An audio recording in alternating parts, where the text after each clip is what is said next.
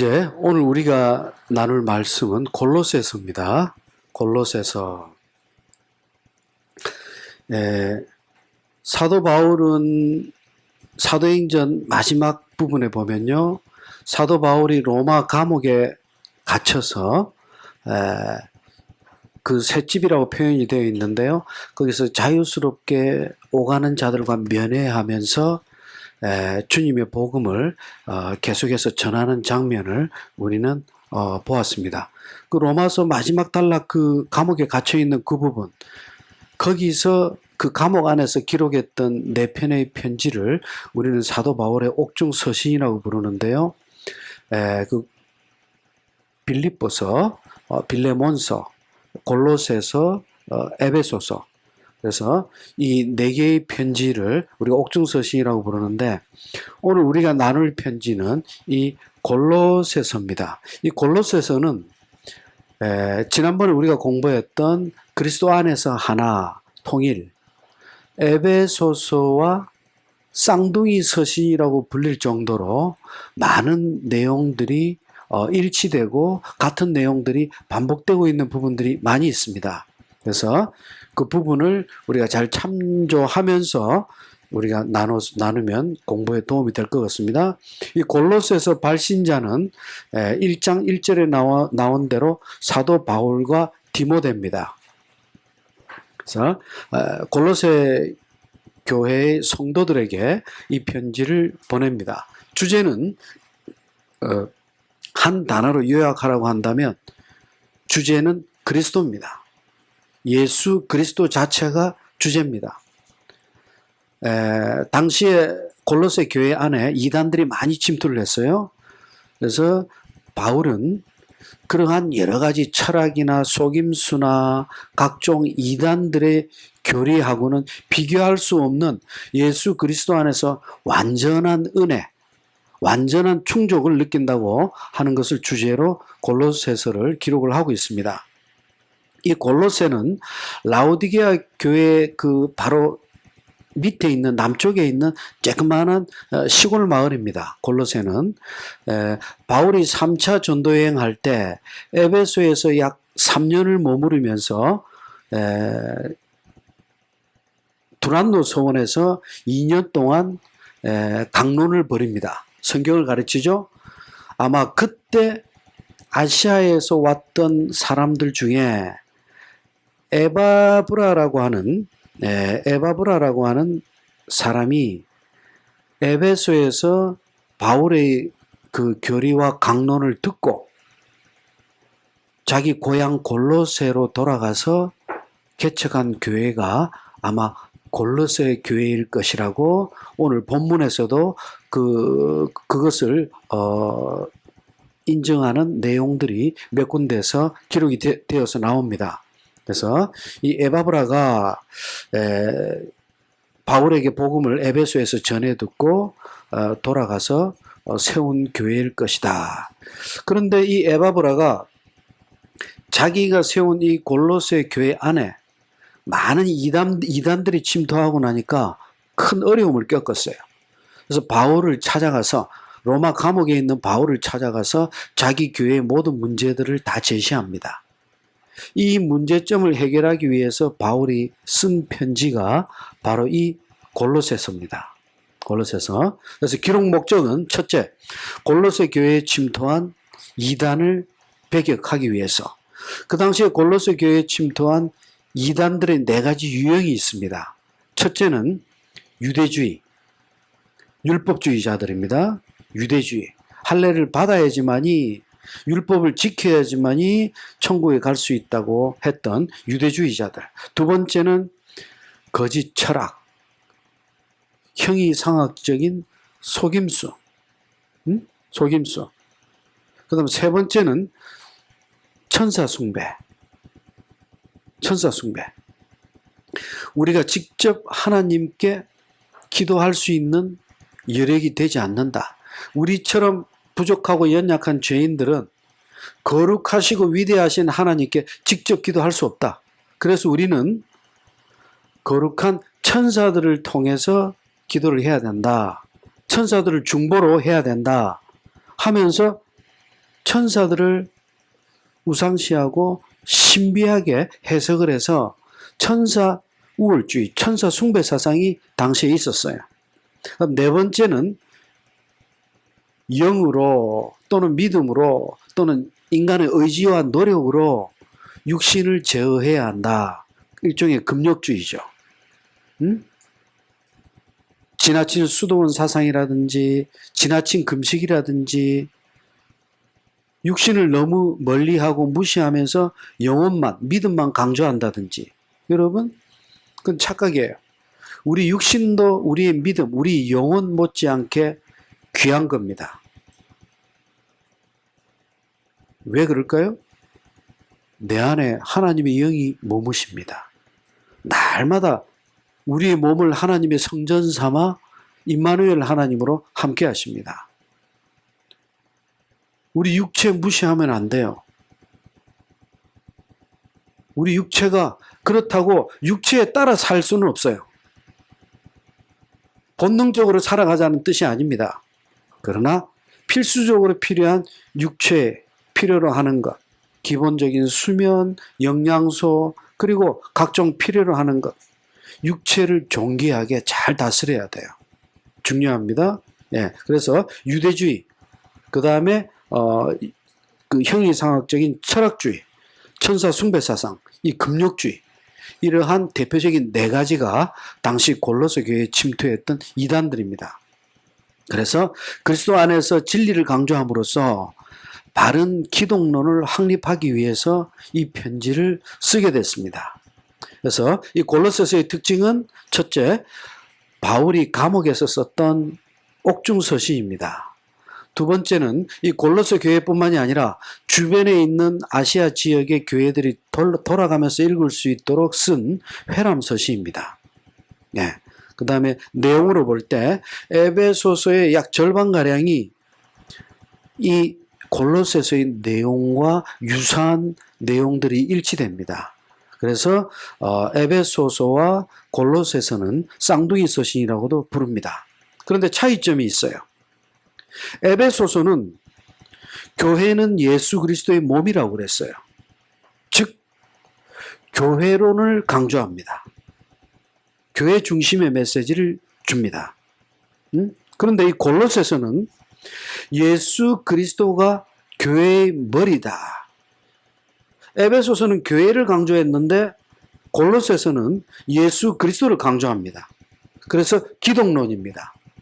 기독론, 내용은 유사하지만 강조하고 있는 핵심 포인트는 차이가 있어요. 그걸 잘 구별하셔야 됩니다. 네, 그래서 이 골로새 교회는 바울이 직접 개척한 교회가 아니에요.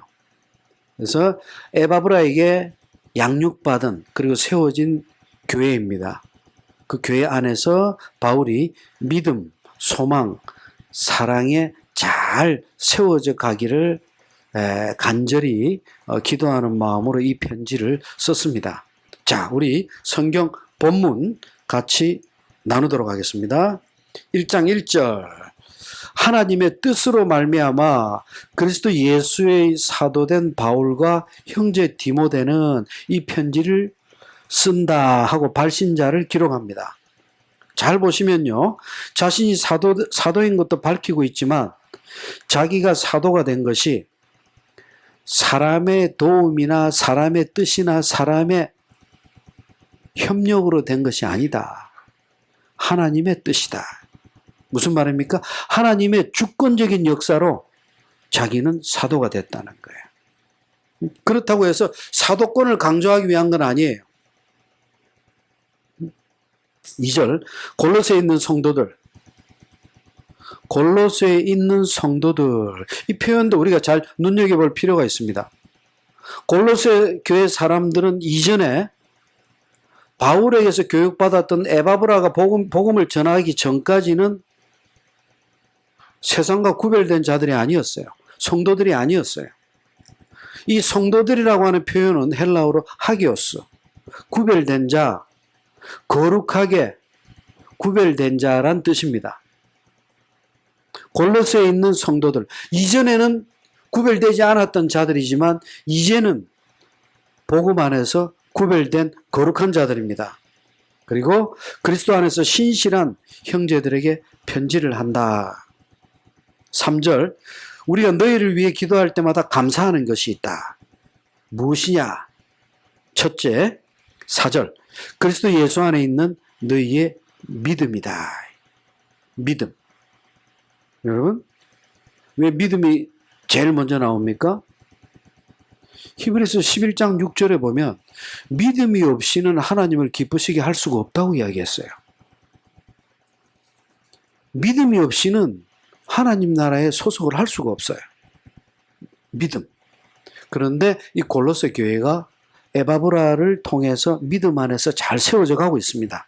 그리고 모든 성도에 대한 사랑.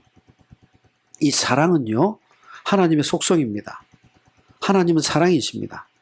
이 사랑은 교회와 우리 가정과 성도들을 하나 되게 하는 근본 힘이에요. 사랑, 믿음, 신뢰. 5절, 너희를 위해 하늘에 쌓아둔 소망. 소망은 우리가 바람이죠. 근데 이 바람의 근본은 땅에 있는 게 아니에요. 하늘에 있습니다. 하늘. 하늘 중에서도 다시 오실 그분, 반드시 다시 오실 예수 그리스도의 재림을 바람이 소망입니다. 소망. 7절, 이같이 우리와 함께 종된 사랑하는 에바브라에게 너희가 배웠나니. 에바브라가 골로새 교회 성도들에게 복음과 교회의 근본 교리를 가르쳤다는 것을 1장 7절에서는 지금 증거합니다. 너희 교회 성도들이 에바브라에게 배웠다. 그 가르침을 받았다. 8절, 성령 안에서 너희 사랑을 우리에게 알린 자다. 무슨 말입니까? 에바브라가 골로새 교회의 성도들의 믿음, 소망, 사랑을 바울에게 전해주었다. 그래서 바울은 골로새 교회의 사정과 실정과 형편을 알게 됐어요. 그들의 믿음을 알게 됐어요. 그래서 9절, 이로써 우리가 듣던 날부터, 즉 골로새 교회의 사정을 들은 그날부터, 너희 교회의 형편을 알게 된 그날부터 너희를 위해 계속해서 기도하고 있다. 무엇을 기도하고 있느냐? 9절부터 12절까지 골로새 교회를 위한 바울의 7가지 기도 제목이 나옵니다. 첫 번째, 9절, 네 번째 줄, 신령한 지혜와 총명에 하나님의 뜻을 아는 것으로 채우게 해달라고. 하나님의 뜻을 알자면 어떻게 해야 됩니까? 기도를 많이 하면 됩니까? 아니에요. 기도는 하나님의 뜻을 분별하는 도구이지만 우리가 그 하나님 앞에 기도를 드릴 때는 반드시 하나님의 말씀에 근거해서 기도해야 합니다. 하나님의 뜻을 알고 깨닫고 분별하기 위해서는, 하나님을 아는 지식에 다가가기 위해서는 하나님의 말씀을 붙들어야 합니다. 말씀. 예. 그래서 하나님의 뜻을 아는 것으로 채우게 하시고, 즉 진리 안에서 충만케 해주시고. 10절, 두 번째 기도 제목, 골로새 교회를 위한 두 번째 기도는 주께 합당히 행해서 범사에 기쁘시게 해주시고. 여러분, 성도들은요 기뻐해야 합니다. 언제 기뻐해야 합니까? 범사에. 항상 기뻐해야 합니다. 그리고 세 번째, 모든 선한 일에 열매를 맺게 해주시고. 우리가 열심히 복음을 전하고 열심히 구별된 삶을 살아가는데 믿음의 열매, 우리 삶의 열매, 그런 향기들이 열매로 나타나지 않는다면 사람인지라 지치지요. 힘들지요. 믿음 안에서. 열매가 있어야 돼요. 무슨 말입니까? 우리가 열심히 땀 흘렸으면 땀의 열매가 있어야 돼요. 우리는 그 열매를 필요로 해요. 믿음의 열매 마찬가지예요. 우리 삶의 열매. 헌신의 열매. 그렇다고 무엇을 바라서 하나님께 헌신하는 건 아니에요. 그러나 선의 열매는 반드시 우리에게 필요합니다. 그리고 하나님은 반드시 우리 삶에, 믿음 안에 있는 자들의 삶에 전부를 선으로 열매 맺게 해주십니다. 네 번째는 하나님을 아는 것에 자라게 해주시고, 믿음이 정체되어 있다면 내가 교회 처음 나오면서 뜨거운 마음으로 처음에 교회 나왔다가 막 성경 공부 열심히 하다가 어느 날 상처받고 교회로부터 조금씩 멀어지기 시작하면서 주일 예배 중심으로만 드렸어요. 그러다 보니까 말씀 공부할 시간도 줄어들고 진리로부터 자꾸 멀어지면서 하나님을 아는 지식으로부터 자꾸 조금 멀어져 갔어요. 여러분, 하나님을 아는 지식으로부터 멀어져 가고 있다는 것은 하나님의 뜻으로부터 멀어져 가고 있다는 것과 동일한 메시지입니다. 왜? 하나님의 뜻이 하나님의 말씀 안에서 나오기 때문입니다. 그래서 바울은 하나님을 아는 것에 자라게 해달라. 다섯 번째 11절, 그 영광의 힘을 쫓아 힘을 따라 모든 능력으로 능하게 하시며. 이거는 우리가 기도하는 대로 기적이 막 일어나고 그렇게 해달라는 뜻이 아니에요. 믿음 안에서 선한 열매를 맺게 해달라는 것과 동일한 메시지입니다. 믿음대로 능력을 행하게 하시며, 여섯 번째, 기쁨으로 모든 것을 견디게 하시고 오래 참게 하시고 인내하게 하시고. 여러분, 끝까지 이유 없이 조건 없이 인내해야 합니다. 아멘. 예. 그리고 마지막 일곱 번째 기도 제목이 나옵니다. 12절. 우리로 하여금 빛 가운데서 성도의 기업의 부분을 얻게 합당케 하기 위해서. 그리고 아버지께 감사하기를 원합니다. 감사로 기도의 제목을 끝냅니다. 감사함으로 끝냅니다.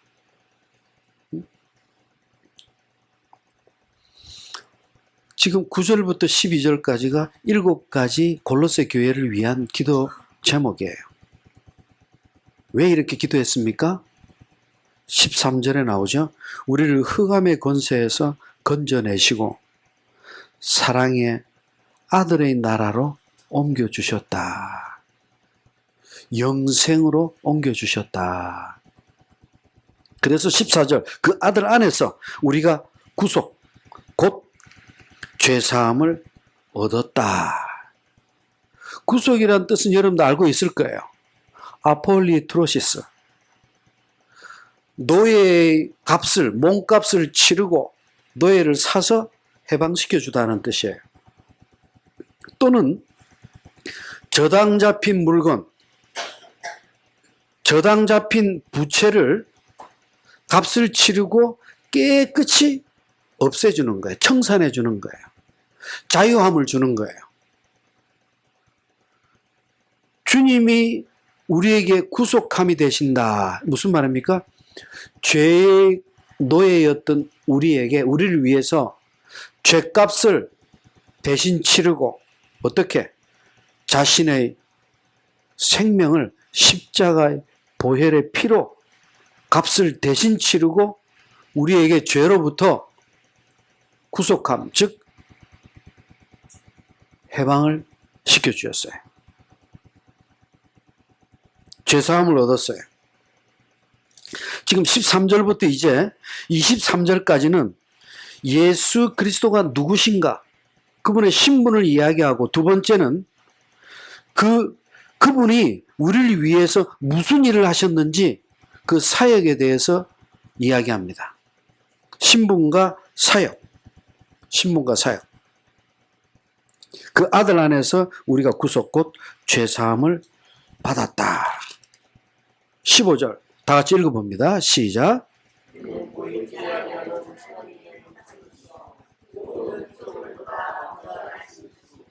아멘. 그는 보이지 아니하시는 하나님의 형상이다. 무슨 말입니까? 하나님 우리가 직접 볼 수가 없습니다. 보이지 않는 하나님의 형상이라는 것은 이 형상이 있기 때문에 그러므로 보이지 않는 하나님을 볼 수 있게 됐다는 거예요. 그리스도를 통해서 하나님이 어떤 분이라는 것을 알게 되고 보게 돼요. 아멘? 예. 모든 창조물보다 먼저 나셨고 영원부터 영원까지 계신 분이에요. 알파요 오메가입니다. 16절 만물이 그에게 예수 그리스도에게 창조됐고 하늘과 땅 우주 전체에서 눈에 보이는 것들과 보이지 않는 것들. 눈에 보이는 것들은 뭐예요? 우리가 눈으로 시각적으로 볼 수 있는 것들. 볼 수 없는 것들은 뭐예요? 영적인 존재들이죠. 그런 모든 것들, 그리고 혹은 왕권들, 주권들, 통치자들, 세상 모든 권세, 하늘의 천사 모두가 다 그로 말미암고 그를 위해서 창조됐다. 예수 그리스도 안에서 예수 그리스도로 말미암아 예수 그리스도에 의해서 예수 그리스도를 위해서 창조됐다. 이게 하나님의 기쁘신 뜻이에요. 하나님의 계획이에요. 그래서 하나님의 기쁘신 뜻 안에, 즉 예수 그리스도 안에 머물지 못하면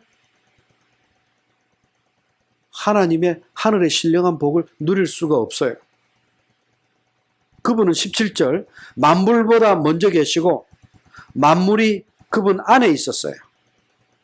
만물이 창세기에도 보면, 그리고 히브리서에도 보면 만물이 그분 안에서 나왔다고 이야기합니다. 하나님이 우주 만물을 창조하셨어요. 그런데 그 창조된 우주 만물이 그리스도 안에서 창조되었다고 이야기합니다. 하나님이 기쁘신 뜻 안에서 그리스도 안에서 모든 것이 하나님이 생각하시고 기뻐하시는 모든 뜻과 선의 향기와 열매가 그리스도 안에서 다 나왔다는 거예요. 이제 신비한 메시지를 우리에게 전해줍니다. 17절 다 같이 읽어봅니다. 시작.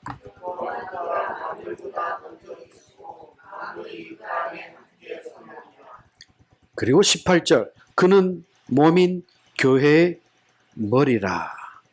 만물의 으뜸이 되려 하신다.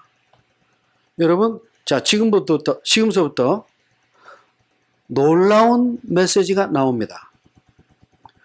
바울이 에베소 5장 32절 이 비밀이 크도다.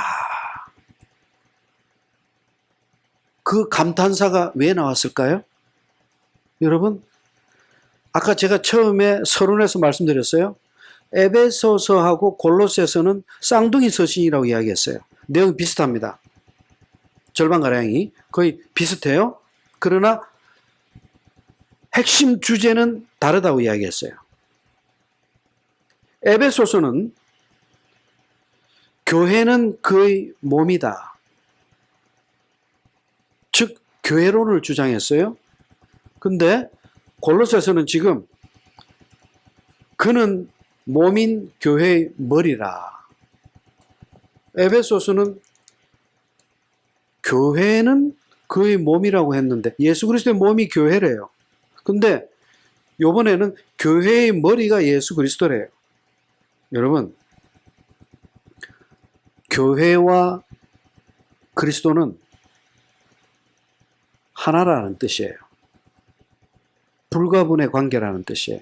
이것이 연합교리입니다. 뗄래야 뗄 수 없는 거예요. 이제부터 이 신비가 이제 하나하나 밝혀지는데요. 이 연합교리가 어디서부터 시작되느냐? 하나님께서 아담과 하와를 창조하실 때부터 시작됩니다. 하나님께서 아담과 하와를 왜 동시에 창조하지 않으셨을까? 이 속에 숨은 진리가 있어요. 여러분, 하나님은요, 공중의 새와 바다의 물고기와 있으라 하니까 그 수많은 짐승들과 동물들과 어류, 조류, 하늘의 모든 것들, 땅 하늘에 우주 만물이 하나님 말씀 한마디에 다 즉각 창조됐어요. 근데 인간은 해봐야 요거 아담 하나, 하와 하나 얼마 되지도 않아요. 바닷속의 물고기는 셀 수가 없어요. 하늘의 무별 셀 수가 없어요. 한순간에 끝냈어요. 근데 남자와 여자를 창조하실 때는 한순간에 안 하셨어. 아담을 재우셨어. 깊이 재우셨어. 이때 아담을 재우신 단어는 창세기 15장에서 하나님께서 아브라함과 헷불 언약을 맺으실 때 아브라함을 잠재우실 때 그 단어와 동일하게 쓰입니다. 하나님께서 직접 개입하셨다는 뜻입니다. 헷불 언약, 아브라함을 잠재울 때. 아브라함이 잠들고 나서 하나님께서요, 아담을 그냥 흙으로 빚으시면 돼요. 동시에 창조하시든지. 근데 순서를 정했어. 아담을 잠들게 하시고 갈빗대를, 흙이 아니라 갈빗대를 꺼내서 여자를 창조하셨어요. 창세기 2장 22절. 일부러 그랬을, 다른 계획이 있었을까요? 하나님이 무슨 목적으로, 어떤 의미로 그렇게 하셨을까? 맹목적이지 않으셨을 겁니다. 하나님 분명히 계획이 있으십니다. 하늘을 날아가는 참새 한 마리도 하나님이 그냥 만드신 게 아니에요. 그럼 왜 아담을 잠재우시고 그 갈빗대로 하와를 창조하셨을까? 여러분,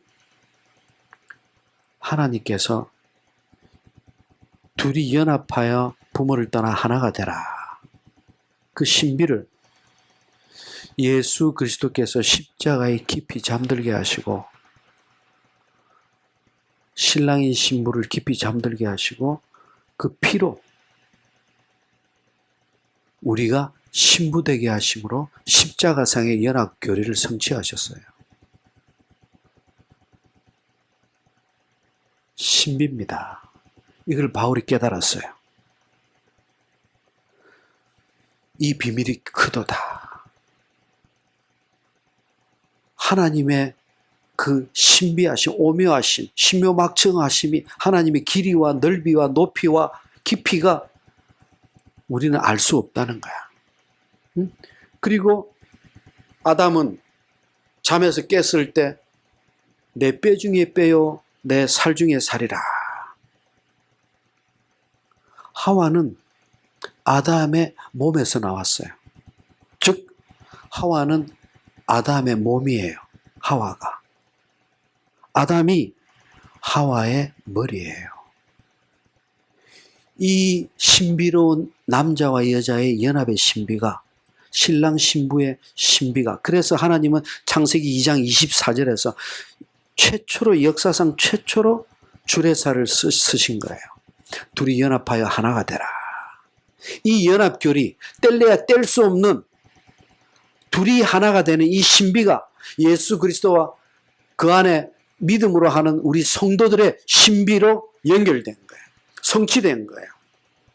이 비밀이 큰 거예요. 얼마나 놀랍습니까? 하나님이 놀라우신 신비. 이것이 바로 18절, 그는 몸인 교회의 머리라. 예수 그리스도가 교회의 머리라는 것이 아담과 하와의 연합된 연합 신비의 연합 교리로부터 지금 연결되고 있다는 것을 증거한다. 그럼 예수 그리스도는 어떻게 우리와 연합되게 해주셨나? 20절, 십자가의 피로 화평을 이루셔서. 21절, 전에는 원수되었던 우리를.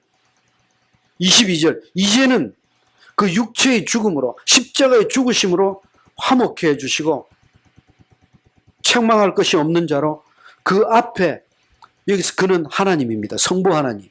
그 앞에, 즉 코람데오, 하나님 앞에 우리가 설 수 있도록 자기가 십자가 대신 죽으셨다는 거예요.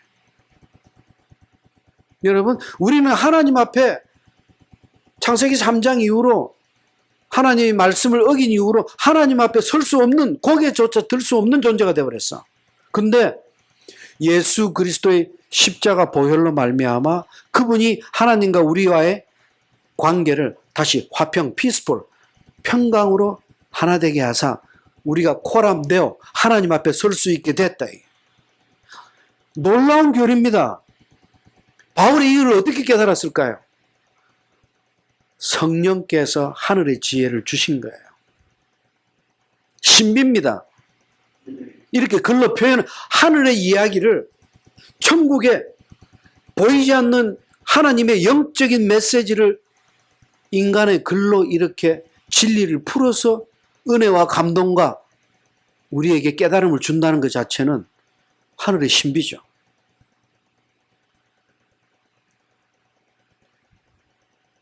(24절) 내가 이제 너희를 위하여 골로새 교회 성도들을 위하여 받는 괴로움을 기뻐한다. 성도들이 믿음 안에서, 소망 안에서, 사랑 안에서 굳건히 설 수만 있다면, 그렇게 교회가 굳게 하나님의 기쁨으로 교회가 세워져 있을 수만 있다면 내가 받는 괴로움은 오히려 기쁨이다. 왜? 내가 받는 고통 때문에 교회는 더 강해지니까. 그리스도의 남은 고난을 그의 몸된 교회를 위해 내 육체에 채우노라. 여러분, 정말 신비스러운 메시지가 나옵니다. 그리스도의 남은 고난이 어디 있습니까? 세상에. 지금 그리스도는, 예수님은 하늘 보좌 우편에 앉아 계십니다. 아멘? 이 땅에 남은 고난이 어디 있습니까?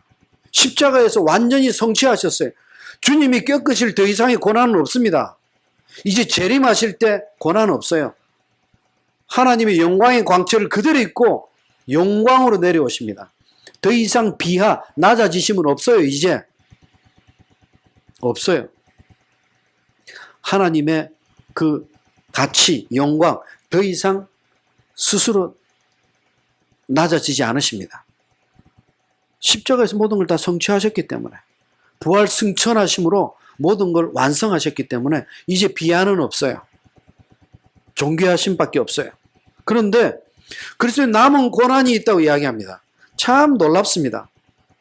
여기서 그리스도의 남은 고난은 임마누엘 하나님으로, 그리스도의 영으로, 성령으로 우리 안에 함께 하셔서 우리 성도들이 복음 때문에 겪는 고난을 대신 받으신다는 거예요. 할렐루야. 참 놀랍습니다. 신비롭습니다. 여러분, 우리가 십자가 복음을 전하면서, 선교하면서, 또는 교회 때문에, 복음 때문에 받는 아픔이 있고 고통이 있고 고난이 있다면 내가 겪는 게 아니라 주님이 겪는 거라고 지금 표현하고 있습니다. 아멘? 염려하지 말라 이게. 그리스도의 남은 고난이 있다는 것을 믿는다면 우리가 겪는 고난은 기쁨일 수밖에 없다. 여러분, 오늘도 복음 때문에 아프셨습니까? 내가 하나님의 아들로서, 하나님의 딸로서 세상에서 오늘 많은 어려움과 고난과 아픔을 겪었습니까? 내가 힘든 것처럼 느끼실 거예요. 아무 염려하지 마세요. 이미 우리의 짐을 대신 지고 계신 그리스도께서 내 안에 그 아픔들을 당신의 남은 고난으로 붙들어 주십니다. 아무 염려하지 마세요. 평강이 임할지어다. 할렐루야. 아멘. 26절. 이 비밀은, 27절. 이 비밀의 영광이, 세 번째 줄. 이 비밀은 비밀이에요. 비밀. 그 누구도 알 수 없던 것들이에요. 26절. 이 비밀은 만대로부터 감추어져 있었다. 드러나지 않았다. 어디에 감추어져 있었어요? 성부 하나님 안에 감추어져 있었기 때문에 그 누구도 알 수 없었어요. 하나님이 비밀의 계시로 혼자만 갖고 계시던 거예요. 아무도 알 수 없었어. 그런데 이제는 성도들에게 나타났다. 여러분, 26절의 첫 단어가 이 비밀입니다. 26절 우리가 이 의미를 깨닫는다면요, 지금 흥분하고 감격하고 감동해야 돼요. 왜 그럴까요? 여러분, 자, 우리 솔직해 봅시다. 현실로 돌아옵시다. 지금 너무 고차원적으로 이야기하니까 지금 붕 떠 있어요. 실제 현실로 돌아옵시다. 자, 진시 황제 부하들을 쫙 전 세계로 풀어서 불로초 구해오라고 그랬어요. 왜? 자기는 세계를 다스리는 황제로서 죽음을 극복하겠다는 거예요. 죽음을 이기겠다는 거예요. 못 구하고 죽었어요. 만약에 예화입니다. 진짜로 불로초를 우리가 발견했거나 발명했거나 구했다고 칩시다. 전 세계에 이 소식을 전할 때 어느 정도의 굿뉴스가 되겠습니까? 세계가 발칵 뒤집힐 거예요. 불로초 하나 구했다고 세계가 뒤집힐 겁니다. 온 세계가 세상에 이것이 복음이 될 겁니다. 여러분, 불로초 하나 가지고 세상이 뒤집어지는데 말기 암 극복하는 약 하나 발명했다고 세상이 들썩거리는데 하나님 안에 감추었던 비밀이 예수 그리스도의 십자가 보혈을 통해서 드러났어요.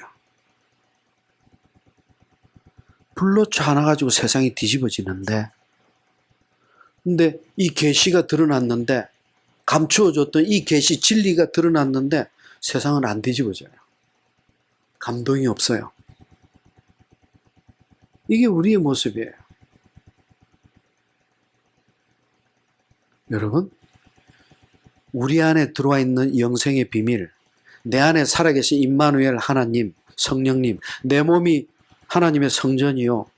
이 믿음 안에서 우리는 날마다 평강을 누리며 기쁨으로 하나님이 기쁘신 뜻 가운데 담대하게 이겨야 한다. 성경에서 이야기하는 결론이에요. 담대한 것이 아니라 담담해요.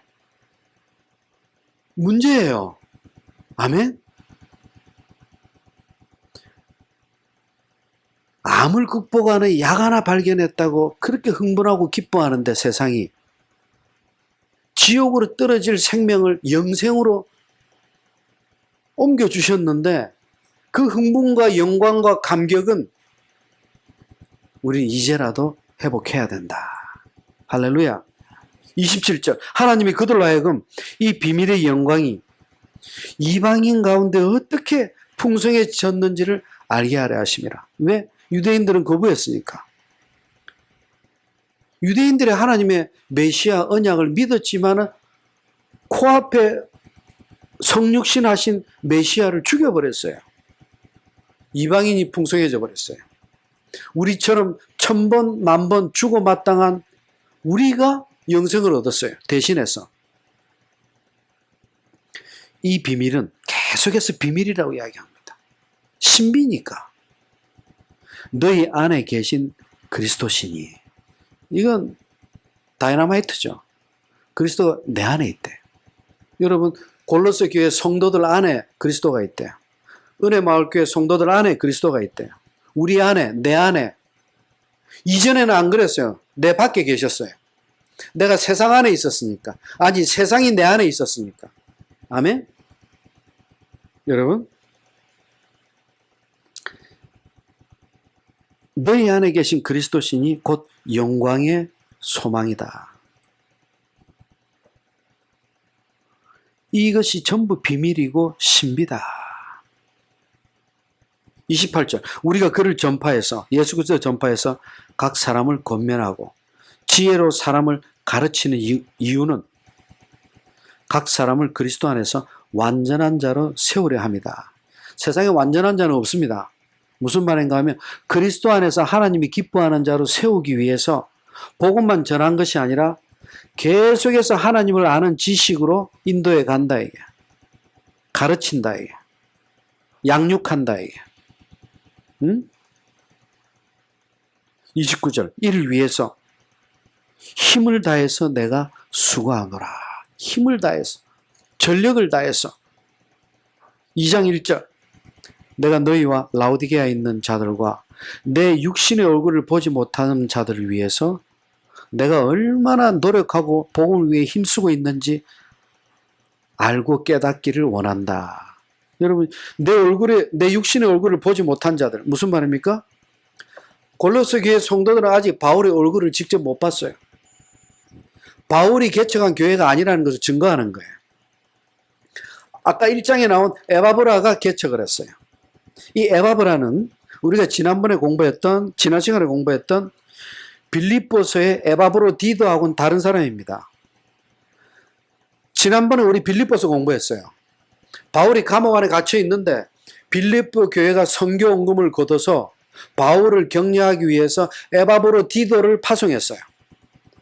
에바브로디도가 바울을 격려하기 위해서 감옥에 와서 헌금을 전해주고 계속해서 면회하면서 바울에게 영육간에 힘을 줬어요. 그러다가 에바브로디도가 죽을 병에 걸려버렸어. 병에 걸리자 에바브로디도는 바울에게 우리 교회 성도들에게는 전하지 않을 계획입니다. 이거를 알면 우리 성도들이 너무 걱정할 겁니다. 하면서 바울과 에바브로디도 두 사람만 죽기 일보 직전까지 갔던 에바브로를 위해서 기도했어요. 하나님께서 기적적으로 살려주셨어. 아멘? 그 에바브로디도는 골로새 교회를 세운 에바브로하고는 다른 사람입니다. 아멘? 네. 그래서 이 에바브라가 세운 교회는 사도 바울의 얼굴을 직접 아직도 얼굴도 보지 못했어요. 그래도 바울이 원하는 것은 내 얼굴은 모르더라도 내가 어떻게 땀 흘리며 복음을 전하고 있는지는 좀 알아줬으면 좋겠다. 자기를 알아달라는 게 아니에요. 복음의 열매가 어떻게 맺히는지를 같이 깨닫자는 거예요. 2절 끝에 나오죠. 하나님의 비밀인 그리스도를 깨닫게 하람이라. 왜? 그 안에는 3절 그리스도 안에는 지혜와 지식의 모든 보화가 하늘의 진리, 하나님의 계획, 하나님의 뜻, 하나님의 기쁘심, 하나님의 향기, 하나님의 속성 모든 것이 그리스도 안에 있어요. 그리스도 안에. 그런데 이런 교회 안에 문제가 발생했어요. 이단들이 우후죽순 생겨나고 침투하기 시작했어요. 첫 번째, 8절. 철학과 헛된 속임수로 성도들을 노략질하고 있어요. 여기서 철학과 헛된 속임수는 철학 그리고 헛된 속임수 아니에요. 관사가 앞에 하나만 붙어 있어요. 즉 철학이 헛된 속임수라는 거예요. 여러분 철학이 뭐죠? 철학이란 철학으로 하나님을 만날 수가 없어요. 왜? 철학 자체가 하나님을 떠난 학문이에요. 철저히 인본주의적인 학문이 철학이에요. 철학은 하나님을 모르는 사람들이 인간의 지혜로 진리를 찾고자 하는 고뇌가 철학이에요. 그래서 철학에는 하나님이 없어요. 어떤 철학자가 복음을 영접하고 깨달은 어떤 철학자가 이런 말을 했어요. 철학이란 어두움 캄캄한 방에서 검은색 모자를 찾는 것이다. 그런데 그 방 안에는 처음부터 모자가 없었다. 무슨 말입니까? 그래서 바울은 이야기합니다. 철학 이꼴 헛된 속임수다. 헛된 수고다. 이게. 헛수고고 속임수다. 이게. 근데 세상 인문학에서는 인간이 할 수 있는 최고의 형이상학적인 사고와 진리 추구라고 이야기합니다. 그래서 요즘은 철학가가 없어진 학교도 많고 철학가 인기 없어요. 근데 6, 70년대만 해도 철학가 인기 좋았어요. 네. 깊이 있게 사고하고 어쨌든 철학이 교회 안에 침투해서 하나님의 복음의 교리를 와해시키기 시작했어요. 바울은 이야기합니다. 이것이 사람의 유전과 세상의 초등학문을 따르는 것이다. 초등학문은 어린애들이 하는, 유치원 애들이 하는 학문이에요. 그리스도를 따른 것이 아니다. 9절, 그리스도 안에는 신성의 모든 충만이 육체로 거하신다. 그리스도 안에는 완전한 충만함이 있지만 철학은 헛된 것이다. 속임수다. 세상의 지식이다. 그 안에는 하나님이 없다. 철학을 통해서 하나님을 만날 수 있는 것이 아니다. 처음부터 철학 안에는 하나님이 없었어요. 11절. 그 안에서, 그리스도 안에서 너희가 손으로 하지 않은 할례를 받았다. 그것이 그리스도의 할례다. 율법주의자들이 할례를 받아야 구원을 얻는다고 그랬어요. 그 육체에 하는 할례는 아무 의미가 없다. 믿음의 징표일 뿐이다. 12절. 세례로 그리스도와 함께 하나 된다. 그 할례를 받고 싶으면 그리스도의 할례를 받아라. 믿음의 할례. 육체로 하는 할례가 아니라 믿음 안에서 믿음의 거듭남을 얻으라. 16절. 그러므로 먹고 마시는 것, 절기,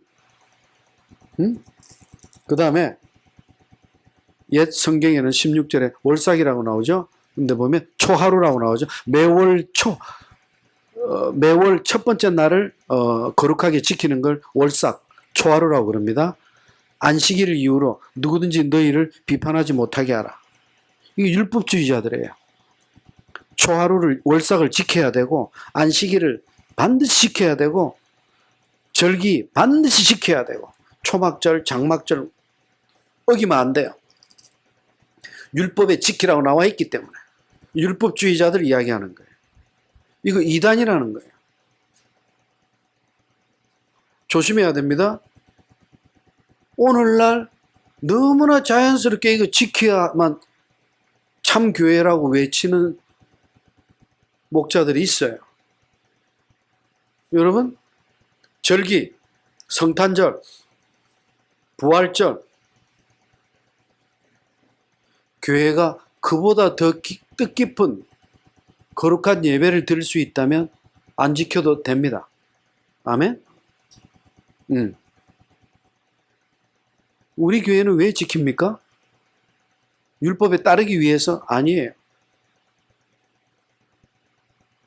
예수 그리스도에 잊혀져, 우리가 깊이 묵상했다가 자꾸 잊혀져 가는 부활의 참 의미를 1년에 한 번씩 되새기기 위해서 부활주의를 지키는 거예요. 별 다른 이유 없어요. 절기를 지키기 위해 지키는 게 아니에요. 더 귀한 예배가 있다면 얼마든지 부활주일 날 야외 예배 드릴 수도 있어요. 더 야외 예배 하는 게 더 귀하다면, 그걸 하나님이 더 기뻐하신다면 밖으로 나가서 부활주일 아니라 예배 드리고 아이들하고 이렇게 운동하면서 즐겁고 복되게 지낼 수 있어요. 하나님이 그걸 더 기뻐하신다면. 여러분, 절기를 잘 지키는 것이 하나님 기뻐하시는 거 아니에요. 아데아포라예요. 아데아포라. 각 교회의 믿음의 분량대로 교회가 믿음대로 기쁘게 예배드리면 되는 거예요. 17절 나오죠. 이것들은 장래일의 그림자일 뿐이다. 그러나 몸은 그리스도의 것이다. 18절. 누구든지 꿈에낸 겸손함과 천사 숭배, 이제 천사 숭배 사상에 대해서 이야기합니다. 18절. 꿈에낸 겸손이 뭡니까? 천사 숭배하고 연결됩니다. 천사 숭배를 이유로 너희를 정죄하지 못하게 하라. 인간이 하나님을 직접 섬길 수 있는 존재가 못 된다는 거예요. 인간이 하나님께 직접 기도하거나 하나님께 직접 요구할 수 없다는 거예요. 그래서 하나님께서 영적인 존재로 우리에게 메신저로 창조해 주신 천사를 통해서 우리는 하나님께 전달하고 하나님 뜻을 받을 수 있다는 거예요. 천사를 숭배하기 시작했어요. 비슷한 게 어떻게 보면 가톨릭에 하나님께 직접 우리가 거룩하신 하나님께 다가갈 수 없기 때문에 성모 마리아를 통해서 가는 거예요. 비슷한 이치예요. 분명히 이야기합니다. 히브리서에도 이야기하고 성경은 이야기합니다. 예수 그리스도의 십자가 보혈로 말미암아 코람 데오, 하나님의 직접적인 영광의 광채를 성도들이 직접 누릴 수 있게 됐어요. 그리스도 안에 있는 자는 누구든지 하나님 앞에 설 수 있게 돼 있어요. 지성소에 하나님을 직접 만날 수 있습니다. 아멘? 그것이 코람 데오예요. 네. 지금 천사 숭배 사상을 이야기합니다. 그 다음에 20절부터 22절은 금욕주의자들에 대해서 이야기합니다. 금욕주의자. 20절, 너희가 세상의 초동학문에서 그리스도와 함께 죽었는데 어째서 세상 사람들처럼 규례, 각종 무슨 조항 때문에 매여 있느냐 하고 이야기합니다. 너희들은 이제 율법으로부터 자유함을 얻은 자다 이게. 아멘? 그런데 골로새 교회의 일부 성도들이 누구에게 배웠는지 21절, 붙잡지도 말고 맛보지도 말고 만지지도 말라. 철저한 금욕주의 생활을 이야기합니다. 여러분, 아까도 말씀드렸습니다. 툭 하면 기도원 올라가고 툭 하면 금식하는 사람들이 있어요. 여러분, 금식 자체가 잘못된 건 아니고 나쁜 거 아니에요. 근데 이게 반복이 일정 기간을 주기로 해서 계속 반복되고 너무 짧은 단위 안에서 이게 할 때는 이거 습관이 되면 이게 오히려 불신앙입니다. 여러분, 금식을 통해서 일시적으로 금식하는 기간 동안 육체의 자극이나 육체로부터 극복할 수 있어요. 금식을 하고 있기 때문에. 그러나 금식이 끝나서 보식을 하고 다시 정상적인 생활로 돌아오면 마치 이전에 한 금식 때문에 내 육체가 달라질 것으로 착각하는 사람들이 있어요. 금식은 금식이에요. 하나의 육체를 제어하는 훈련일 뿐이에요. 훈련은 됩니다. 그러나 여러분, 금식도 중요합니다. 금식하지 않고 육신을 다스리는 훈련도 중요합니다. 아멘? 그래서 금식은 우리에게 필요 때마다 영혼의 힘을 주고 육신을 이기는 그 믿음의 방편의 도구가 됩니다. 습관화되면 안 된다. 너무 수시로 하면 안 된다. 그 자체가 율법이 된다. 응? 23절 결론을 내립니다. 다 같이 시작.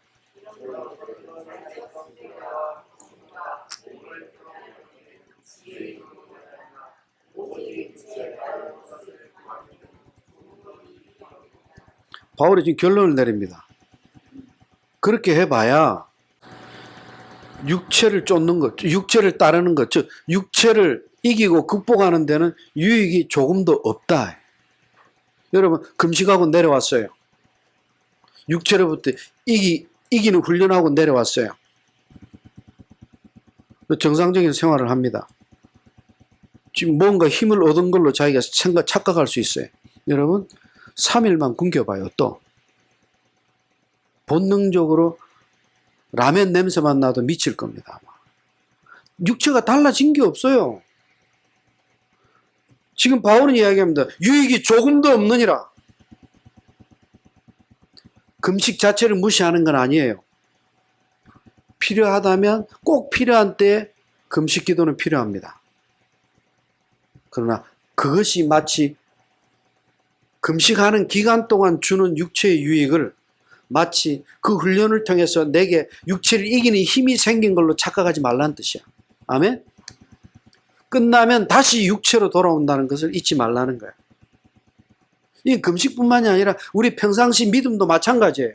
말씀으로부터 멀어지면 또 넘어져요. 아멘? 육체나 우리 믿음이나 똑같아요. 네. 3장 1절. 그래서 그러므로 그리스도와 함께 다시 살리심을 받았으면 위의 것을 찾으라. 위의 것이 뭡니까?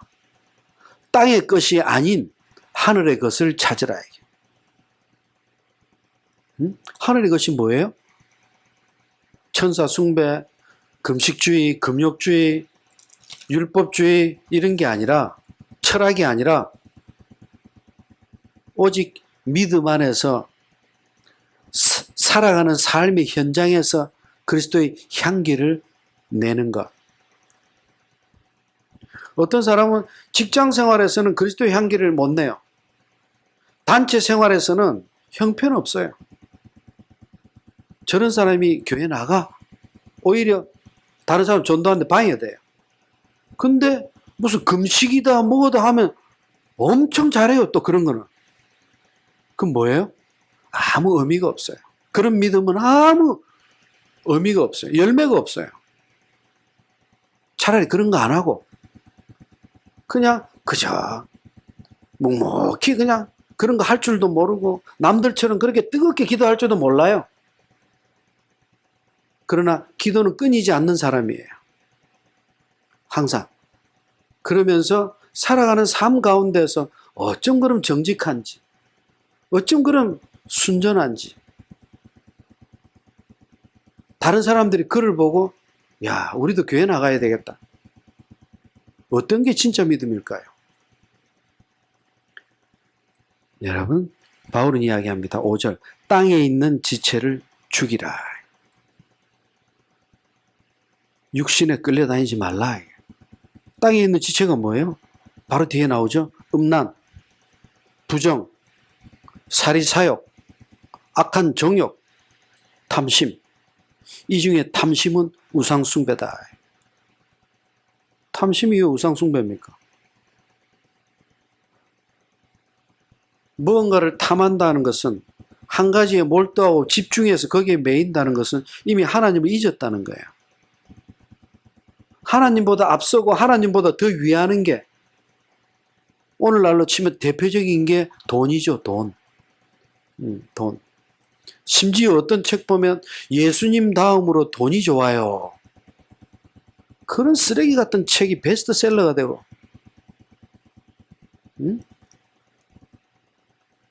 예수님 다음으로 돈이 좋으면 가족들은 뭐예요? 사랑하는 사람은 뭐예요? 그 미친 짓이에요. 그걸 책이라고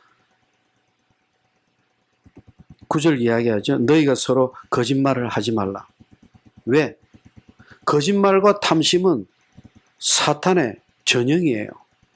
사탄의, 하나님의 성품은요, 하나님의 성품은 사랑이에요. 사탄의 성품은 거짓말이에요. 음란, 탐심. 옛사람과 그 행위를 벗어버리고 10절 새 사람을 입었으니 13절 누가 누구에게 혐의가 있거든 서로 용납하고 서로 용서하라. 주님께서 그렇게 용서하신 것처럼 너희도 그렇게 하라. 계속해서 주님이 말씀하시죠. 베드로가 얼마나 몇 번이나 더 용서해야 됩니까? 70번 70번을 490번이 아니라 끝없이 조건 없이 이유 없이 용서하라. 이 위에 이것에 더해서 14절 사랑을 더하라. 사랑은 기독교의 핵심입니다. 하나님의 속성입니다. 이것이 온전하게 매는 띠다. 바울은 띠를 아주 강조합니다. 띠가 뭡니까? 이렇게 세마포나 옷을 입게 되면 이렇게 저거를 쭉 입게 되면 옷이 축축 처지기 때문에 허리띠를 딱 탄탄하게 묶음으로써 배에다 힘을 주게 하고 옷 전체의 모양이 균형을 잡게 합니다. 쉽게 안 벗겨지게 만듭니다. 전체의 틀을 잡고 균형을 잡아주죠. 바울은 그런 의미로 띠를, 믿음의 띠를 아주 강조합니다. 16절 그리스도의 말씀이 너희 속에 풍성히 거하기를 원한다. 바울은 모든 서신서에서 하나님의 진리, 하나님의 말씀이 우리에게서 떠나지 않고 풍성하기를, 즉 하나님을 아는 지식으로부터 계속 한 계단 한 계단 죽을 때까지 다가가기를 원하죠. 그리고 피차 서로 가르치고 권면하고. 여러분, 근데 문제가 있어요. 우리 교회에 약점이 있어요. 개척하고 지금까지 계속 가르칩니다. 말씀 풍성하게 가르칩니다. 근데 배운 자들이 다시 가르치는 것이 너무 약해요. 너무 약해요. 새로운 사람이 또 들어오면 목회자가 가르치기를 원해요. 아니에요. 2년, 3년만 가르치면요, 그 사람은 교사로 섭니다. 교사로 서면 어떤 일이 일어나느냐? 교사로 서면서 교사의 자격이 있기 때문에 서는 게 아니에요. 교사로 섬으로써 교사의 자격을 갖춰 나가는 거예요. 가르치기 위해서 준비하고 자기가 공부하게 돼요. 근데 저희 교회는 가르치는 분들이 많지가 않아요. 극소수예요. 이거 큰 문제입니다. 또 어떤 경우는 가르치는 교육에 기회가 있으면 그 기회가 오히려 성령의 열매를 못 맺고 더 힘든 열매를 맺는 경우도 있어요. 여러분, 이런 부분에 대해서 시험 들 필요는 없어요. 한번 우리가 시행착오한 거 그걸 극복하고 이겨내야 돼요. 이게 두려워서 안 할 때 이 안에 갇혀버리는 거야. 믿음의 분량이 있는 자가 연약한 자를 가르치고 인도하는 거, 이거요, 죽을 때까지 해야 돼요. 죽을 때. 받기만 하면요, 사회처럼 썩어버려요. 죽은 바다가 돼버려요. 죽은 물이 돼버려요. 계속 자기를 통해서 흘러나가야 돼요. 처음에 잘 안 됩니다. 잘못되면 두 번째 또 고쳐나가고, 또 부족하면 세 번째 또 다듬어 나가고 하면서 네 번째, 다섯 번째 하면서 자기도 성숙한 믿음의 분량이 자란 하나님을 아는 지식에서 다가가면서 다시 흘려보내는 자로 우뚝 서게 되는 거예요. 한번 실패했다고 두려워서 움츠러들면 계속 영원히 움츠러드는 거예요.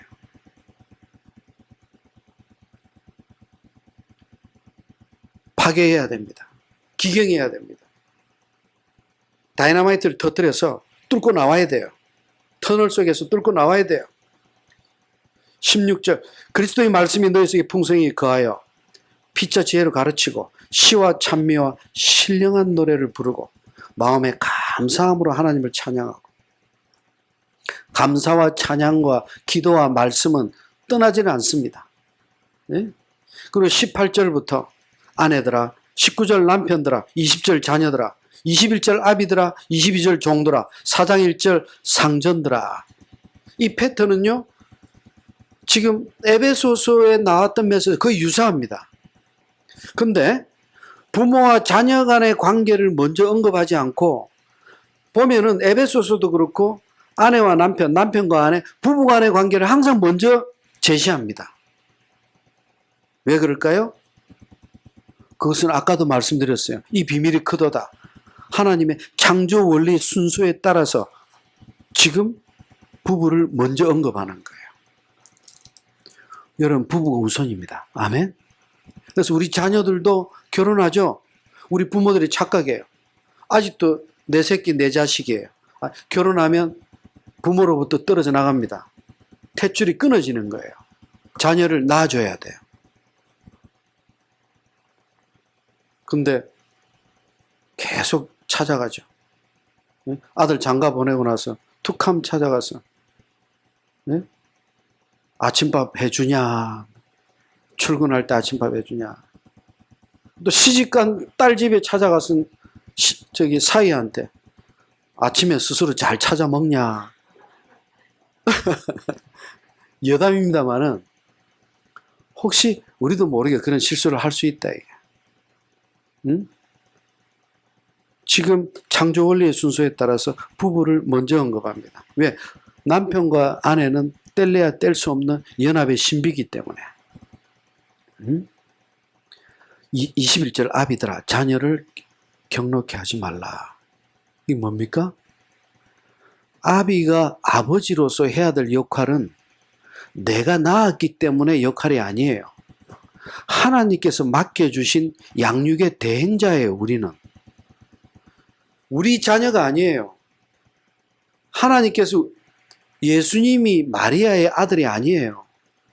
마리아의 몸을 통해서 이 땅에 오신 거예요. 자녀들 우리 소속이 아니에요. 하나님 소속입니다. 아멘? 자녀들이 우리한테 아픔을 겪고 있고 우리한테 무슨 분노가 있고 지금 격노함이 있다면 내가 그만큼 부족했던 거예요.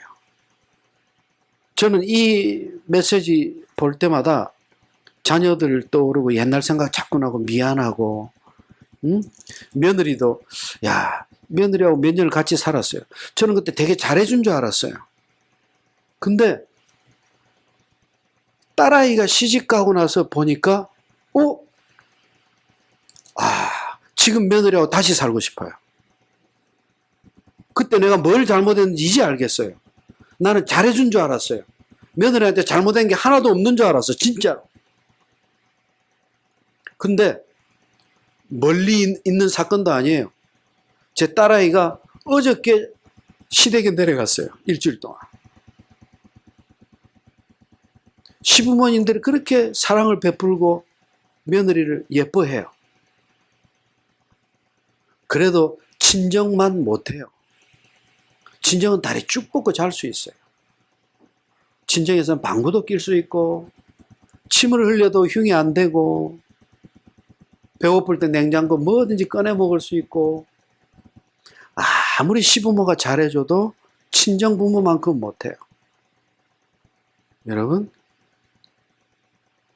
내가 그 친정부모 역할, 시부모일지라도 내가 친정부모가 되고 내가 시집장가 보내기 전에 우리 자녀들을 위해서 또 내 아내를 위해서 내 남편을 위해서 항상 객관적인 입장에서 생각하고 보살필 필요가 있을 것 같아요. 22절 이야기합니다. 종들아, 육신의 상전에게. 육신의 상전은 뭡니까? 믿음이 있든 없든 그냥 내 주인에게, 육체의 주인에게 순종하되 그 사람이 믿음이 있든 없든 순종하라는 거예요. 사람을 기쁘게 하는 것처럼 눈가림으로 아웅거리지 말고 오직 주를 두려워해서 성실한 마음. 23절 무슨 일을 하든지 섬기든지 사람에게 하듯 하지 말고 마음을 다해 주님께 하듯이 주인을 섬기라. 4장 1절 주인들은 또 어떻게 해야 돼요? 상전들은 의와 공평을 종들에게 베풀라. 종이고 노예라고 막대하지 말라. 그들의 인권도 존중하고 인품도 그들을 존중해라. 2절 기도에 항상 힘쓰고 기도에 감사함으로 깨어있으라. 바울의 특징은요, 열심히 기도하라, 하나님께 복을 누려라, 다 좋습니다. 근데 이상하게 보면 기도할 때 보면 앞에 감사가 따라 붙어요. 감사함으로 기도하라. 5절 세월을 아끼라. 6절 너희 말을 항상 은혜 가운데 소금으로 고른 것처럼 하라. 소금처럼 이렇게 하라는 게 무슨 뜻입니까? 소금처럼 하라는 것은 소금처럼 순수하고 순결하고 변함없게 하라 이 뜻이에요. 그리고 믿음의 동력자들을 소개하면서 서신서를 마칩니다. 7절 두기고가 내 사정을 다 너희에게 알게 해줄 것이다. 무슨 말입니까? 이 편지를 두기고가 전달해 줄 것이다 이 뜻이에요. 9절 신실하고 사랑을 받는 형제 오네시모를 함께 너희들에게 보내겠다. 오네시모가 누굽니까? 빌레몬서에 보면 주인의 재산을 훔쳤다가 감옥에 갇혀가지고 바울에게 복음을 전도받고 다시 주인에게 회개하며 돌아섰던 믿음의 사람을 이야기합니다. 오네시모. 그를 함께 보내겠다. 10절 나와 함께 갇힌 아리스다고와 바나바의 조카 마가와 한 사람 한 사람 다 인사를 전합니다. 12절 너희에게서 온 에바브라. 13절 그 에바브라가 너희와 라우디게아에 있는 자들, 즉 라우디게아 교회와 히에라볼리 교회. 히에라볼리는요, 오늘날 그 세계적인 온천지 있죠. 파무칼레. 파묵칼레 있는 그 지역이 히에라볼리예요. 파묵칼레. 거기에도 교회가 있다는 거예요. 에바브라가 거기까지 복음을 전하러 갔다는 거예요. 14절 사랑을 받는 의사 누가 와 데마가 너희에게 문안한다. 여기 지금 데마를 칭찬하면서 이름을 이야기하고 있어요. 근데 이 데마는 나중에 빌레몬서 1장 24절하고 디모데 후서를 보면요. 바울이 감옥에 갇혔을 때 배신하고 도망갔던 사람입니다. 나중에. 예. 지금 일단 이렇게 나옵니다. 16절 이 편지를 너희에게서 읽은 후에 라오디게아인의 교회에서도 읽고 라오디게아에서 건너오는 편지도 너희들이 읽어라. 뭡니까? 서로가 회람 서신들을 돌려가면서 공유하라. 18절 내가 친필로 문안한다. 나의 매인 것을 생각하라. 자신이 지금 감옥 안에 있다는 것을 다시 알려줍니다. 은혜가 하나님과 그리스도 안에 있는 은혜가 너희에게 있을지어다. 그리스도 안에서 은혜로 편지를 마무리합니다. 결국 에베소서는 교회 안에 통일되기를 원했고 골로새서는 그리스도 안에서 충만한 진리를 발견한다. 골로새서의 주제는 예수 그리스도입니다. 그리스도 자체입니다. 기독론입니다. 기독론의 주제와 핵심은 예수 그리스도 자체예요. 이단 사상들 더 이상 미혹당하지 말라. 그리스도 안에 머물라. 기도하겠습니다. 하나님 감사합니다. 이제 이 뜨겁고 열나는 여름도 이제 끝을 향해 나아갑니다. 하나님 무더위와 싸워 이기게 하시고 세상 가운데서도 거룩한 삶의 향기를 드러내게 하시고 이번 한 주간도 오직 믿음 안에서 진리 안에서 기도하게 하므로 하나님의 기쁘신 뜻을 그 뜻에 따라 열매 맺는 거룩한 우리 성도들 되게 하여 주시옵소서. 감사드립니다. 예수 그리스도의 이름으로 기도하옵나이다. 아멘. 감사합니다. 아멘. 하나님께 감사 올립니다. 아멘. 아멘. 아멘.